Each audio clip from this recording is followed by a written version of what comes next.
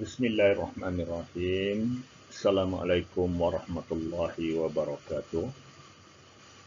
Um, Hari ini merupakan hari pertama perjumpaan kita dalam slot PDPR sempena dengan sekolah yang masih lagi tidak dapat dibuka kerana wabak COVID-19 ni. Jadi sebelum itu saya ingin memperkenalkan dirilah. Saya Cikgu Roslan bin Muhammad yang akan ataupun yang ditugaskan untuk mengajar bahasa Malaysia bagi tahun 3 beta. Okay? Tahun 3 beta bagi tahun 2021. Okey, ini pertama kali anak-anak 3 beta bersama dengan saya. Sebelum ini saya tak pernah mengajar anda semua. Jadi, tak kiralah siapa saja yang mengajar, siapa saja yang menjadi anak murid saya akan cuba buat yang terbaik untuk pencapaian akademik yang lebih baik untuk anak-anak, khususnya kelas 3 beta.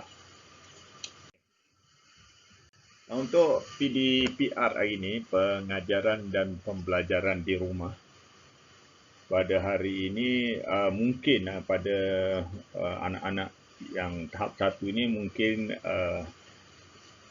merasakan agak janggal apabila mengikuti pembelajaran secara online. Kalau nak diikutkan, memang saya sendiri pun memang rasa macam tak puas apabila mengajar dalam keadaan sedemikian. Tapi nak tak nak, mau tak mau, inilah cara yang kita ada untuk kami sebagai guru menjalankan tugas kami sebagai pendidik. Jadi walau bagaimanapun, kita cuba belajar mengikut kemampuan kita. Saya faham masalah-masalah yang dihadapi oleh ibu bapa, masalah yang dihadapi oleh anak-anak, terutamanya murid-murid tahap 1 dalam menguasai PDPR. Tapi tak apa, perlahan-perlahan, slow-slow, saya cuba buat yang seringkas mungkin. Pengajaran yang bertemakan kepada video supaya benda ini dapat diulang-ulang pada masa yang akan datang. Okey.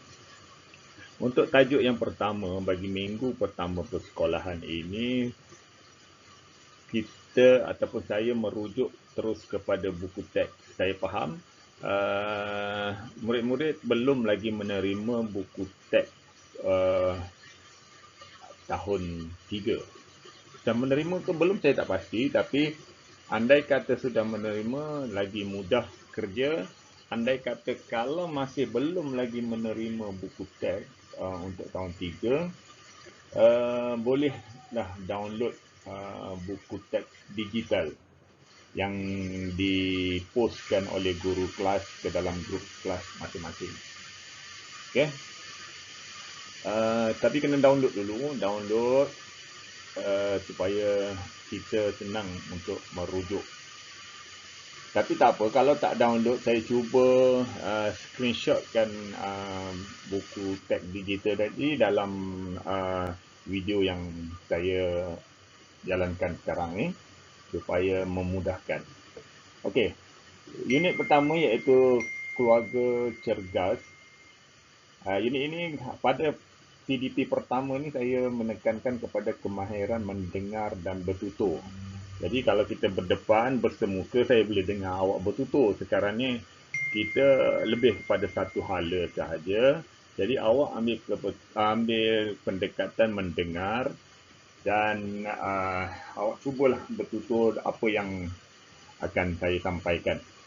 Okey, objektifnya pada akhir PDPR ini, murid dapat menyebut ayat tunggal dengan betul. Itu saja. Kalau awak dapat menyebut ayat tunggal dengan betul, makna tercapailah objektif pada hari ini. Dan tata bahasanya lebih kepada ayat tunggal lah. Okey, ini yang saya cakap tadi, buku teks tajuk kekeluargaan. Okey, buku teks muka surat pertama tahun 3, buku teks tahun 3 jilid 1. Okey, cuba perhatikan gambar dulu, jangan buat apa-apa. Nak suruh awak bercerita, walaupun aktivitinya bercerita, tapi saya tak boleh mendengar awak bercerita, tak apa. Nanti ada tugasan lain untuk gambar ini. Jadi awak perhatikan dulu gambar, ada beberapa situasi, situasi di taman permainan, situasi di kedai, di pemborong beras, di kedai baju batik, dan juga aktiviti riadah di padang. Okey, tak apa. Perhatikan. Okey. Yang ini petikan mengenai keluarga cergas. Yang ni kita terpaksa baca. Saya akan baca, awak cuba dengar, dan sekejap lagi menyebut ayat tunggal tu tak apa. Okey. Keluarga cergas mendengar dan bertutur. Itu kemahiran dia ini. Tajuk Suria Pagi, Nabila sekeluarga. Awak boleh ikut apa yang saya baca. Nabila sekeluarga beriadah di Taman Botanikal Air Keruh Melaka. Ibu, tempat ini sungguh cantik. Saya suka bersenam di sini. Ramai juga yang datang bersenam. Betul, Nabila. Kita sangat bertuah. Pagi ini cuaca cerah. Matahari bersinar terang. Amalan bersenam pada waktu pagi dapat menyihatkan dan mencerdaskan badan kita. Oh, begitu. Mengapakah kita digalakkan bersenam pada waktu pagi, Ayah? Cahaya matahari pada waktu pagi mengandungi vitamin D. Vitamin D menguatkan tulang kita dan melawan pelbagai jenis penyakit. Okey, itu adalah dialog yang ada dalam petikan ataupun dalam buku teks tahun 3. Okey, dalam petikan ini, dia aktivitinya adalah mendengar dan menyebut ayat tunggal. Maknanya, dalam dialog ini terdapat beberapa ayat tunggal. Sebelum itu, saya tahu pada tahun 2, dalam silibus Bahasa Melayu tahun 2, ada silibus ayat tunggal. Sama ada awak masih ingat ataupun sebaliknya, saya tak pasti. Jadi hari ini saya cuba terangkan kembali apa yang dikatakan dengan ayat.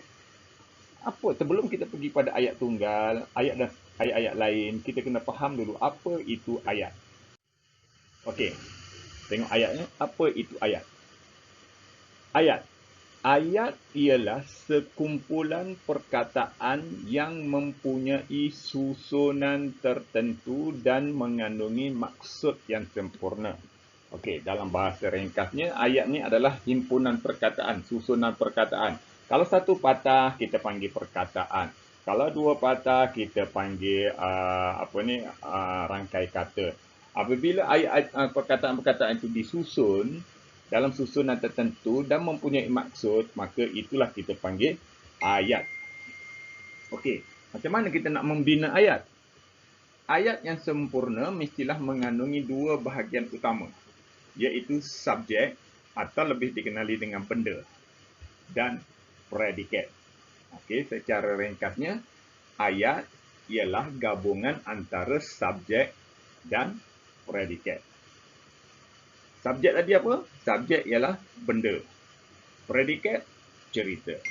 Subjek ni terdiri daripada keadaan ataupun benda yang terdiri daripada kata nama. Ini susah sikit nak terangkan kalau macam ni. Jadi awak cuba fahamkan, subjek itu adalah benda. Predikatnya adalah cerita. Jadi untuk membentukkan satu ayat, dia mesti ada benda dan cerita baru jadi ayat. Okey. Subjek ialah bahagian ayat yang diterangkan dan predikat ialah bahagian ayat yang menerangkan subjek tadi. Okey. Saya rasa memang susah nak faham kalau tidak berdepan. Tapi tak apa. Kita tengok lagi. Dalam ayat ni, ayat yang paling mudah kita panggil ayat tunggal. Apa yang kita nak belajar hari ni ialah ayat tunggal. Okey. Apa itu ayat tunggal? Ayat tunggal ni dikenali juga sebagai ayat selapis. Okey. Ayat tunggal ialah ayat yang mengandungi satu subjek dan satu predikat. Ingat, tunggal. Tunggal bermaksud satu. Jadi, satu subjek, satu predikat itu merupakan ayat tunggal. Contoh, gadis itu. Gadis itu ialah subjek ataupun subjek tadi. Benda. Okey, gadis ni adalah kata nama. Anak saya. Okey, subjeknya ialah gadis. Anak saya adalah cerita. Jadi, gadis itu anak saya. Satu subjek, satu predikat. Okey, yang kedua, pelancong itu. Pelancong adalah manusia. Manusia ni kita kategorikan sebagai subjek. Dari Jepun. Dari Jepun ni adalah predikat. Jadi satu subjek, satu predikat, kita panggil dia ayat tunggal. Contoh yang seterusnya, emak memasak nasi. Ahli gusti itu gemuk.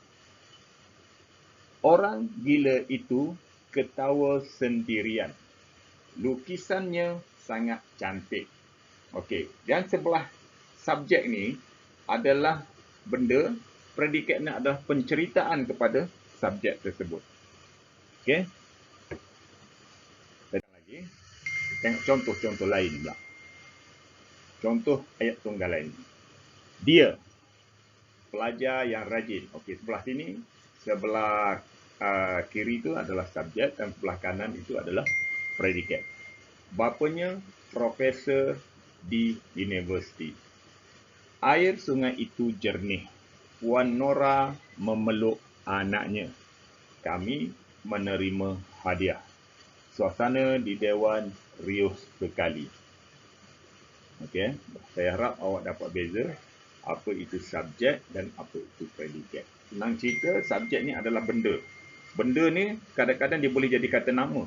Boleh jadi manusia, boleh jadi benda, boleh jadi tempat, boleh jadi tumbuh-tumbuhan, boleh jadi haiwan. Itu subjek. Predikat ni apa yang nak menceritakan tentang subjek tadi? Okey, kita berbalik kepada petikan yang pertama. Perkataan berwarna merah ni sebenarnya ialah ayat tunggal. Okey, ibu. Ibu satu subjek. Tempat ini sungguh cantik. Okey, itu adalah cerita kepada subjek tadi.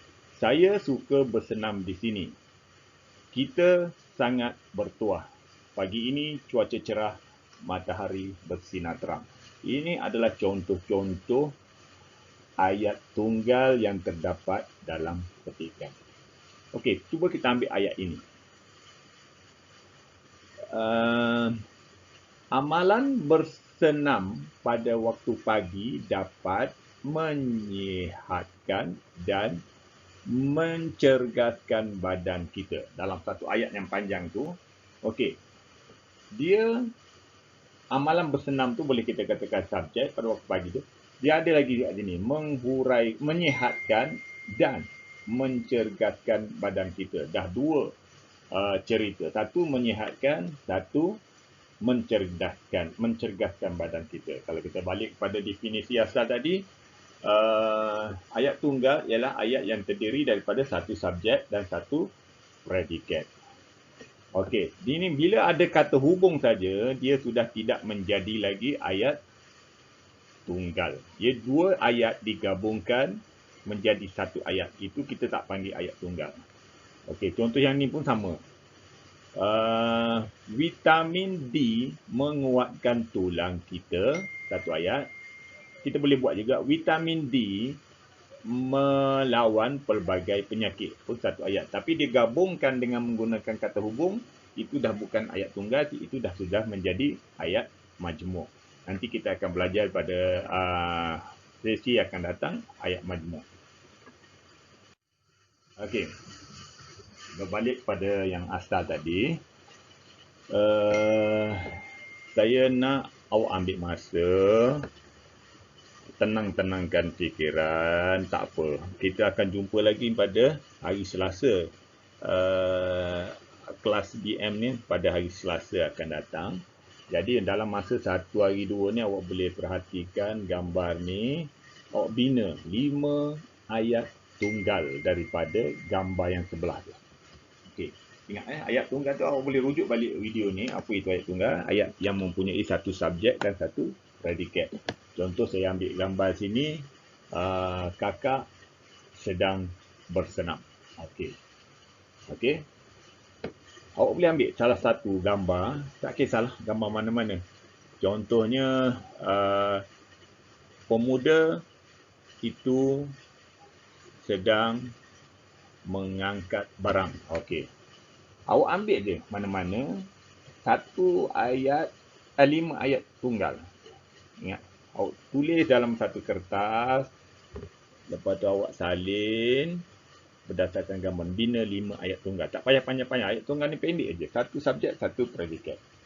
Saya rasa untuk kelas yang pertama ni saya tak boleh bagi banyak, sebabnya nanti awak pun dah lama tidak mengikuti PDP ni.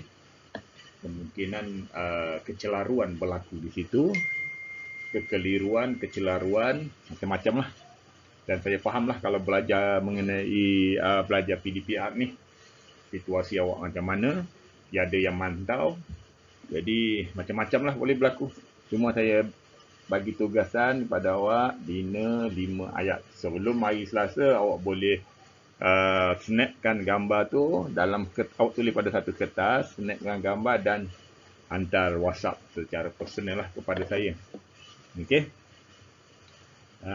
Saya rasa itu saja untuk kali ini, dan semoga apa yang kita buat ini mendapat manfaat dan dipermudahkan oleh Allah Subhanahu Wa Taala.